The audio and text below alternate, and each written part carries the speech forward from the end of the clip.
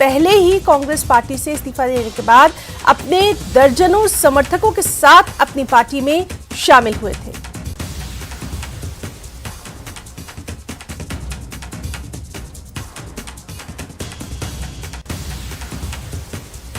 और इस वक्त आपको मध्य प्रदेश के रीवा से एक अफसोसनाक खबर दे दें। एक के बाद एक टकराए 3 वाहन, बस और ट्रक की भिड़ंत हुई है। इसमें 14 लोगों की मौत की खबर है। तो रीवा से ये बेहद अफसोसनाक खबर, एक के बाद एक टकराए 3 वाहन, बस और ट्रक की ये भिड़ंत हुई है। 14 लोगों की मौत की खबर है। 24 से ज्यादा लोग घायल बताए जा रहे हैं। अभी तक की जो इत्तलात है उसके मुताबिक डबल स्टोरी बस थी जिसमें 100 से ज्यादा यात्री सवार थे। ये जो भिड़ंत थी ये इतनी भयंकर थी कि 12 लोगों की मौके पर मौत हो गई थी। 2 की इलाज के दौरान मौत हुई है। बाकी क्या कुछ हालात है उस पर लगातार हमारी नजर बनी हुई है। खबरों में इतना ही। नमस्कार।